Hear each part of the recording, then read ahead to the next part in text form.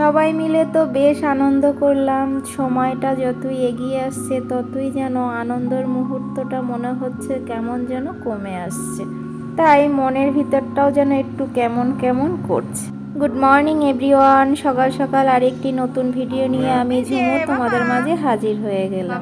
সকালবেলা থেকেই সবার সাথে আনন্দ করছি ঠিকই, কিন্তু মনের ভিতর যেন একটা কেমন কাজ করছে, সেটা না প্রকাশ করতে পারছি না। যাই হোক, সকালবেলা উঠে টিফিন সেরে চলে গেলাম রেডি হতে। রেডি হয়ে নিয়ে সোনামার সাথে একটু খেলা করে নিলাম। তারপরে দেখো আর ভিডিও করিনি। বাড়ি থেকে বেরিয়ে স্টেশনে চলে এসেছি। আসলে মনটা একটু খারাপ ছিল, তাই ওই মুহূর্তে আর ভিডিও ক্যামেরা অন করলাম না। আমরা শিমুরালী স্টেশন থেকে নৈহাটি লোকাল ধরে নৈহাটি চলে এসেছি। নৈহাটি আসার পরে বাবু বলল খিদে পেয়েছে, তাই ওকে পরোটা দিলাম কিনে, ও পরোটা খেলো। আর এদিকে দেখো, দেখতে দেখতে কিন্তু আমাদের ট্রেনও ছেড়ে দিয়েছে। এবার আমরা যাচ্ছি ব্যান্ডেলের উদ্দেশ্যে। তাহলে চলো ব্যান্ডেলে গিয়ে আবার তোমাদের সাথে দেখা হচ্ছে। দেখতে দেখতে চলে আসলাম ব্যান্ডেল। আমরা ব্যান্ডেল নেমে গেলাম। এই তো এবার যাব 1 নম্বর প্ল্যাটফর্মে। জীবনটা ধীরে ধীরে যেন কেমন একটা দিকে এগোচ্ছে।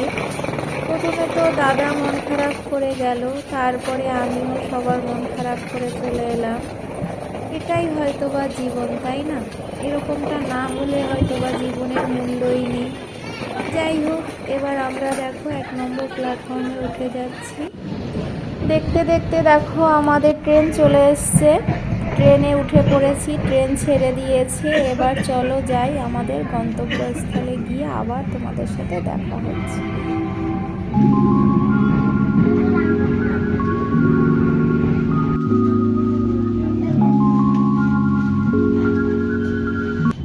আমাদের গন্তব্যস্থল ছিল পান্ডুয়া স্টেশন। আমরা নেমে পড়েছি। এবার ওভারব্রিজ থেকে যাব অটো স্ট্যান্ডে, সেখান থেকে গিয়ে অটো ধরবো, তারপরে সোজা বাড়ি। তাহলে চলো বাড়ি গিয়ে দেন কথা বলছি।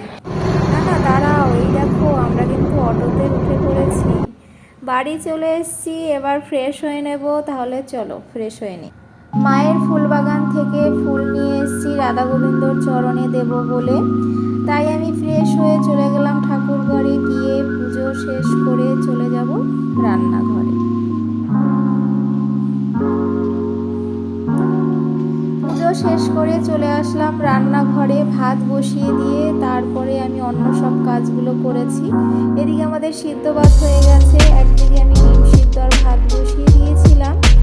আলু সিদ্ধ, লঙ্কা ভাজা, ডিম সিদ্ধ দিয়ে আমরা এখন পেট ভরে খেয়ে নেব, কারণ এই মুহূর্তে আর কিছুই আমাদের করতে ইচ্ছে করছে না।